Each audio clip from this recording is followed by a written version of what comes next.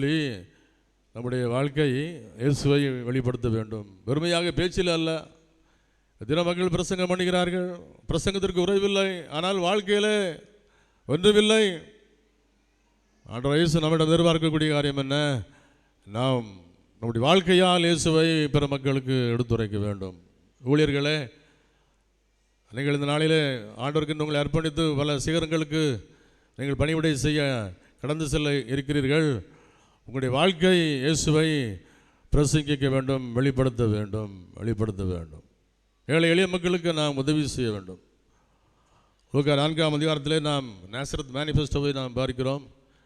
25ஆம் அதிகாரத்திலே ஒரு சம்பவத்தை நாம் பார்க்கிறோம். ஆண்டவர் சொன்ன காரியம் என்ன? பசியாக இருந்தேன், எனக்கு போஜனம் கொடுத்தீர்கள். தாகமாக இருந்தேன், என்னுடைய தாகத்தை தீர்த்தீர்கள். வஸ்திரம் இல்லாதிருந்தேன், வஸ்திரம் கொடுத்தீர்கள். அந்நியனாக இருந்தேன், என்னை சேர்த்து கொண்டீர்கள் என்றெல்லாம் நாம் இந்த நாசரத் மேனிஃபெஸ்டோவிலே நாம் பார்க்கிறோம். தரித்திரருக்கு நற்செய்தி அறிவிக்க வேண்டும். இந்த உலகத்திலே அநேக மக்கள் அப்பேற்பட்ட நிலையிலே காணப்படுகிறார்கள். நம்முடைய ஊழியமானது வெறுமையாக பேச்சில் அல்ல, செயலில் இடம்பெற வேண்டும். பிற மக்களுக்கு நாம் உதவி செய்ய நாம் அழைக்கப்படுகிறோம். லூக்கா 19ஆம் அதிகாரத்திலே ஒரு சம்பவத்தை நாம் பார்க்கிறோம். அங்கு சமாரியன் எருசலேமிலிருந்து எரியோவுக்கு சென்ற ஒரு மனிதன் அங்கு கள்ளர் கையிலே அகப்பட்டான். அவனை குற்றுகிறாய் போட்டுவிட்டு சென்றார்கள். அநேக மக்கள் கடந்து சென்றார்கள். ஆசாரியன் சென்றான், லேவியன் சென்றான், சமாரியன் சென்றான். ஆனால் சமாரியன் செய்த காரியம் என்ன? அவனை தன்னுடைய சுய வாகனத்தில் ஏற்றினான், காயங்களை கட்டினான், அவனுக்கு உதவி செய்தான். சத்திரத்திலே கொண்டு போய் விட்டு அவனுக்கு பணம் கொடுத்தான். இன்னும் அதிகமான பணம் தேவைப்பட்டால் நான் வரும்பொழுது தருகிறேன் என்று சொல்லி அந்த சமாரியன் உதவி செய்தான் என்று நாம் பார்க்கிறோம். நற்கிரியை நடப்பித்தான், நற்கிரியை செய்தான். நம்முடைய வாழ்க்கையும் அவ்வாறு அமைய வேண்டும். பிரசங்கத்தோடு அமைந்து விடாமல் நாம் நற்கிரிகளை செய்ய நாம் அழைக்கப்படுகிறோம். Not only soul winning but service to the poor. இந்த சமாரியன் நற்கிரியைகளை செய்தான். இன்று திருச்சபை மக்களிடம் எதிர்பார்க்கக்கூடிய காரியம் என்ன? திருச்சபையிலே சமாரியர்கள் அநேகர் எழும்ப வேண்டும். திருச்சபையிலே பக்தர் கூட்டம் இருக்கிறது. பக்தர் கூட்டம் நமக்கு அவசியமே இல்லை. ஏராளமான பக்தர்கள் இருக்கிறார்கள், பயனற்ற பக்தர்கள் இருக்கிறார்கள். ஆனால் திருச்சபை சமாரியர்களை உருவாக்க வேண்டும், நல்ல சமாரியனை உருவாக்க வேண்டும். நல்ல சமாரியர்கள் என்ன செய்கிறார்கள்? உதவி செய்கிறார்கள். So the church must produce good samaritans, not bhaktas. பக்தர்கள் நமக்கு அவசியம் அல்ல, நல்ல சமாரியர்களாகிய நல்லவர்கள், நற்கிரியலை செய்யக்கூடிய மக்கள் சபைக்கு தேவை. இந்த நாளில் ஆண்டவராய் கர்த்தர் உங்களை ஊழியத்திற்கென்று அழைக்கின்றார். நீங்கள் செய்ய வேண்டிய காரியம் என்ன? நல்ல சமாரியர்களை நீங்கள் திருச்சபையிலே உருவாக்க வேண்டும். நீங்கள் நல்ல சமாரியர்களாக இந்த உலகத்திலே வாழ வேண்டும் என்று கர்த்தர் நம்மிடம் எதிர்பார்க்கிறார்.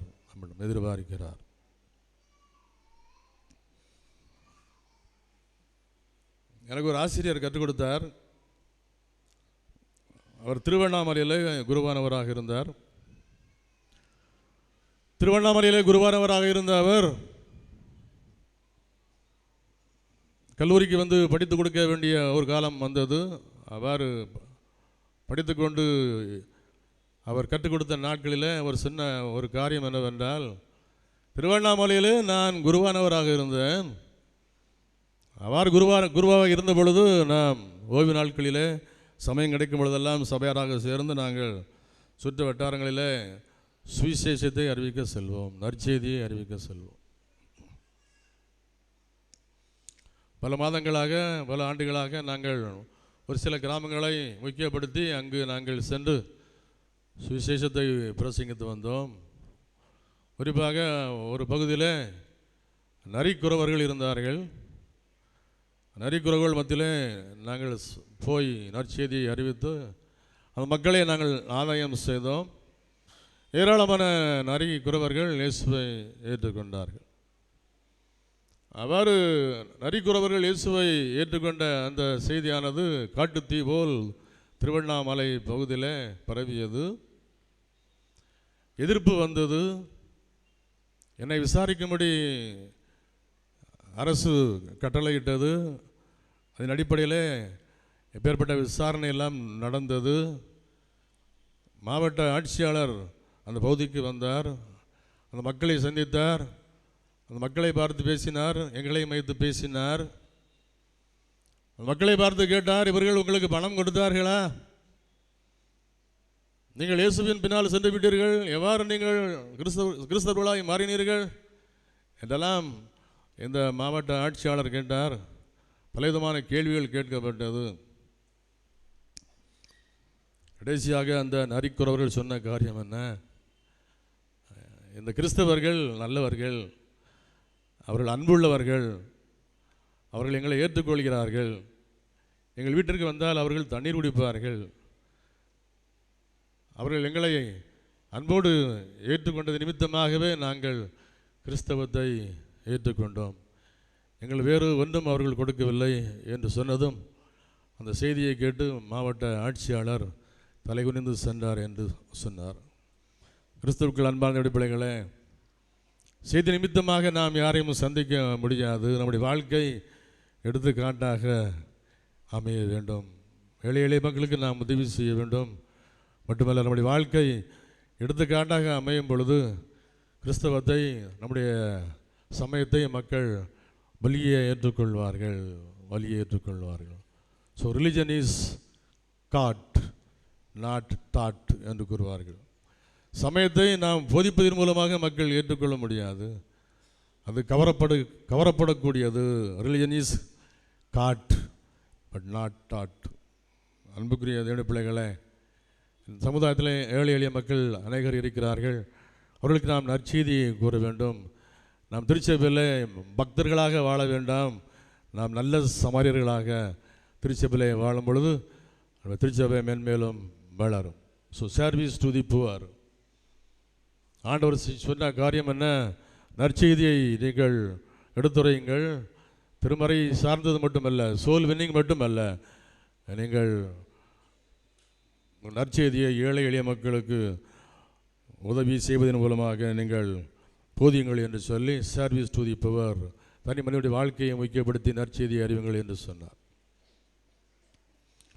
மூன்றாவது, நாம் இந்த நற்செய்தியை பிரசங்கிப்பதில் நாம் துன்பத்தையும் சகிக்க வேண்டும். துன்பத்தையும் நாம் சகிக்க நாம் கடமைப்பட்டவர்களாக இருக்கும். அதைத்தான் நாம் என்று நிருப வாக்கியமாக வாசிக்க கேட்ட 2 கொரிந்தியர் 4ஆம் அதிகாரத்தில் நாம் வாசிக்க கேட்டோம். 2 கொரிந்தியர் 4ஆம் அதிகாரம் 8ஆம் வசனத்தை நாம் பார்க்கும் பொழுது, நாங்கள் எப்பக்கத்திலும் நெருக்கப்பட்டு ஒடுங்கி போகிறதில்லை, கலக்கமடைந்தும் மனம் முறிவடைகிறதில்லை. 10ஆம் வசனத்திலே, கர்த்தராகிய இயேசுவினுடைய ஜீவனும் எங்கள் சரீரத்தில் விளங்கும்படிக்கு இயேசுவின் மரணத்தை எப்பொழுதும் எங்கள் சரீரத்தில் சுமந்து திரிகிறோம் என்ற அப்போஸ்தலனாகிய பவுல் கொரிந்து சபைக்கு மட்டுமல்ல, திருப்பணிவிடையில் சந்திக்கப்பட வேண்டிய துன்பத்தை அவர் இந்த 2 கொரிந்தியர் 4ஆம் அதிகாரம் 5ஆம் வசனம் முதல் 10ஆம் வசனம் வரை உள்ள பகுதியிலே எடுத்துரைப்பதை நாம் பார்க்கிறோம். மட்டுமல்ல, ஆண்டவராகிய இயேசுவும் சொன்னார், மத்தேயு 10ஆம் அதிகாரம் 22ஆம் வசனத்தில், என் நாமத்து நிமித்தம் நீங்கள் எல்லாராலும் பாதிக்கப்படுவீர்கள், என் நாமத்து நிமித்தம் நீங்கள் எல்லாராலும் பாதிக்கப்படுவீர்கள். மத்தேயு 10ஆம் அதிகாரம் 16ஆம் வசனத்தை நாம் பார்க்கும் பொழுது, ஆடுகளை ஓநாய்களுக்குள் அனுப்புகிறது போல நான் உங்களை அனுப்புகிறேன் என்று சொன்னார். எனவே ஊழியத்தின் பாதையிலே, திருப்பணிவிடையிலே நமக்கு பாடுகள் உண்டு, துன்பங்கள் உண்டு. நாம் அந்த பாடுகளை கர்த்தருடைய துணையோடு நாம் சந்திக்க நாம் கடமைப்பட்டவர்களாக இருக்கிறோம். குறிப்பாக நம்முடைய தலைமுறையில் ஒரிசா மாநிலத்தில் கிராகம் ஸ்டெயின்ஸ் உடைய 2 குமாரர்களும் அவரும் தீயிட்டு கொளுத்தப்பட்ட சம்பவத்தை நாம் யாவரும் அறிவோம் அல்லவா? எத்தனை ஒரு கொடிய செயல். எனவே திருப்பணி விடையில் எப்பேற்பட்ட துன்பங்களையும் மக்கள் தற்காலத்தில் சந்திப்பதை நாம் பார்க்கிறோம். இயேசு சொன்னார், உங்களுக்கு உலகத்தில் உபத்திரங்கள் உண்டு, ஆனாலும் திடன் கொள்ளுங்கள் என்று சொன்னார். உலகத்திற்கு வந்த அனைத்து மிஷனரிகளும் எப்பேற்பட்ட பாடுகளை சந்தித்ததை நாம் யாவரும் அறிவோம். 200 ஆண்டுகளுக்கு முன்னதாக இங்கிலாந்து மற்றும் ஜெர்மன் நாட்டிலிருந்து அநேக மிஷனரிகள் இந்திய நாட்டிற்கு வந்தார்கள். குறிப்பாக north east India, Assam, Bihar மற்ற நேபாள் போன்ற பகுதிகளுக்கும் அநேக ஊழியர்கள் சென்றார்கள். அங்கு சென்று அநேக ஊழியர்கள் நற்செய்தியை அங்குள்ள மலைவாசி மக்கள் மத்தியிலே பிரசங்கித்தார்கள். குறிப்பாக வெல்ஷ் என்ற மிஷினரி அந்த பகுதிக்கு சென்று நற்செய்தியை அறிவித்தார். நற்செய்தியை அறிவித்ததன் மூலமாக அங்கு கிறிஸ்தவம் பரம்ப ஆரம்பித்தது. அவ்வாறு கிறிஸ்தவம் பரவிய வேளையில் அந்த கிராமத்து தலைவன் அதை எதிர்த்தான். இந்த பகுதிக்கு நீர் வரக்கூடாது, மிஷினரியே நீர் இங்கு விட்டு வெளியே செல்ல வேண்டும், இல்லையென்றால் நான் உம்மை கொண்டு விடுவோம், உடைய மகனை கொண்டு விடுவோம், உடைய மனைவியை கொண்டு விடுவோம் என்று சொல்லி எச்சரித்தார்கள். என்றாலும் மிஷினரி அந்த பகுதியிலே ஊழியம் செய்தார். ஒரு குடும்பம் சந்திக்கப்பட்டது, ட்ரைபல் குடும்பம் சந்திக்கப்பட்டது. எவ்வாறு ஒரு குடும்பம் சந்திக்கப்பட்டது என்ற செய்தி அந்த தலைவனுக்கு கிடைத்த வேளையில் தலைவன் சொன்ன காரியம் என்ன? நீ இந்த பகுதியை விட்டு செல்லவில்லை என்றால் நான் உன்னுடைய பிள்ளைகளை கொண்டு விடுவேன், மனைவியை கொண்டு விடுவேன் என்று சொன்னார். என்றாலும் விசுவாசம் சோர்ந்து போகாமல் அவர் துணிச்சலோடு அந்த பகுதியிலே நற்செய்தியை பிரசங்கித்தார் என்று நாம் அறிவோம். அவ்வாறு பிரசங்கித்த வேளையில் இறுதியாக அவருடைய பிள்ளைகளை கொல்ல வேண்டும் என்று சொல்லி அவருடைய கிராமத்து மக்கள் அனைவரையும் ஒன்று சேர்த்தார். இந்த தலைவன் அந்த மிஷினுடைய 2 பிள்ளைகளையும் முன்னிறுத்தி மிஷினரியை பார்த்து கேட்டான், என்ன சொல்கிறாய், என்ன சொல்கிறாய்? 2 பிள்ளைகளையும் நீ இழக்கப் போகிறாய். ஒன்று நீ இயேசுவை மறுதலிக்க வேண்டும், அல்லது அந்த இடத்தை விட்டு நீ செல்ல வேண்டும். மிஷனரி சொன்னார், நான் இயேசுவை மறுதலிக்க மாட்டேன். I have decided to follow Jesus. No turning back. இயேசுவை நான் பிரசங்கித்து ஆக வேண்டும். அவர் எனக்கு ஒரு தீங்கும் செய்யவில்லை என்று சொல்லி அந்த கிராமத்து தலைவனோடு அவர் விவாதம் செய்தார். இறுதியாக அந்த 2 பிள்ளைகளையும் கொலை செய்யும் எண்ணமாக முன்னிறுத்தப்பட்டார்கள். அந்த 2 குழந்தைகளையும் சுட்டி வீழ்த்துவதற்கு ஆயத்தமாக குண்டுகள் தயார் செய்தார்கள், துப்பாக்கியை தயார் செய்தார்கள். இப்பொழுது மீண்டுமாக அந்த தலைவன் மிஷினரியை பார்த்து கேட்கின்றார், என்ன சொல்கிறாய், என்ன சொல்கிறாய் என்று கேட்டான். சொன்னான், I have decided to follow Jesus. No turning back, no turning back என்று சொல்லி அவர் பாடலை பாட ஆரம்பித்தார்.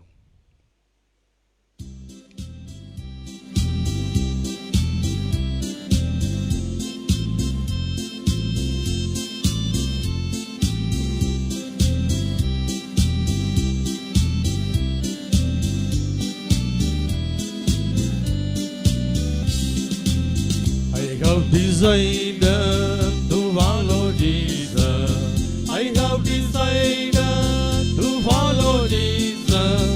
I have decided to follow Jesus. No turning back, no turning back. நான் இயேசுவை மறுதலிக்க மாட்டேன். I have decided to follow Jesus. Will you deny Jesus? Otherwise I will shoot your son. நீ மறுதலிக்க மாட்டாயோ என்று சொன்னார். மறுதலிக்க மாட்டேன். I have decided to follow Jesus. தலைவனுடைய கட்டளையின்படி அங்கு அவன் 2 பிள்ளைகளும் சுட்டு வீழ்த்தப்பட்டார்கள். மீண்டுமாக கேட்கின்றான், உன்னுடைய 2 பிள்ளைகளை நீ இழந்து விட்டாய், இயேசுவை மறுதலிக்கின்றாயா, இந்த இடத்தை விட்டு ஓடுகின்றாயா சொல், இல்லை என்றால் உன்னுடைய மனைவியை நாங்கள் சுட்டு வீழ்த்துவோம். மனைவி முன்னால் கொண்டு வரப்பட்டால் 4 கைகள் கால்களால் கட்டப்பட்ட மனைவியாக முன் இருக்கின்றாள். இந்த மிஷினரி அவர் விசுவாசத்தில் சோர்ந்து போகாதவராக என்ன பாடுகிறார்?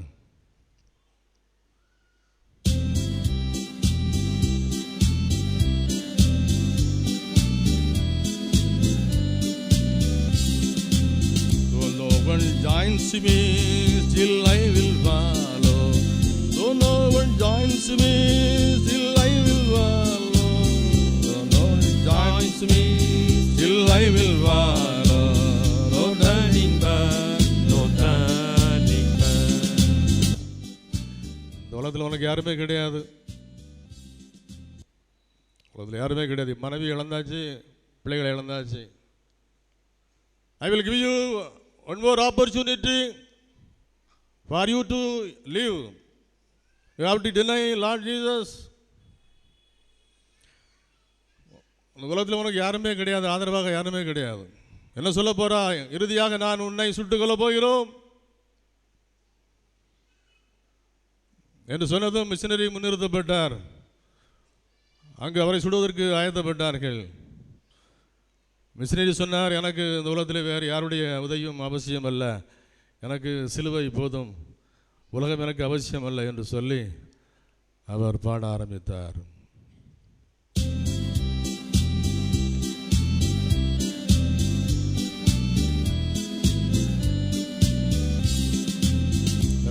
Before me, the world behind me. The cross before me, the world behind me. The cross before me, the world behind me. No turning back, no turning back.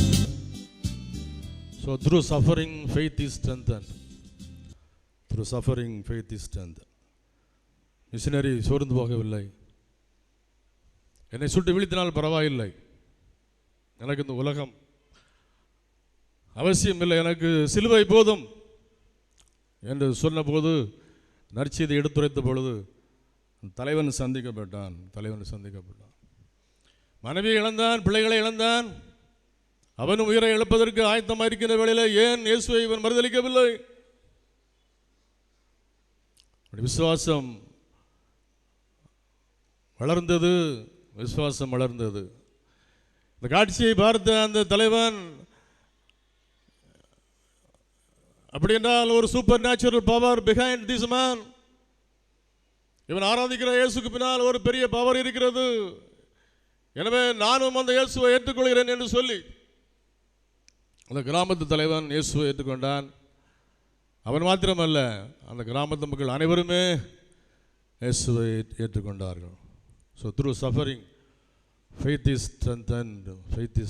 பாடுகள் வரும்பொழுது, துன்பங்கள் வரும்பொழுது நம்முடைய விசுவாசம் பெருகுகிறது. பிற மக்கள் ஆண்டவரை ஏற்றுக்கொள்கிறார்கள். அந்த கிராமமே, அந்த கிராமத்து மக்கள், அந்த ட்ரைபல் மக்கள் அனைவருமே இயேசுவை ஏற்றுக்கொண்டார்கள். திருச்சபை வளர்ந்தது. பாடுகளின் மத்தியிலே திருச்சபை வளர்ச்சி அடைந்தது. இன்றும் நமக்கு பாடுகள் உண்டு. பாடுகளின் மத்தியிலே நாம் சோர்ந்துமாகாமல் ஆண்டவருக்கென்று நாம் உற்சாகமாய் பணியாற்ற நாம் அழைக்கப்படுகிறோம். I have decided to follow Jesus. அனைவரும் சேர்ந்து மொத்தமாக நாம் பாடலாமா?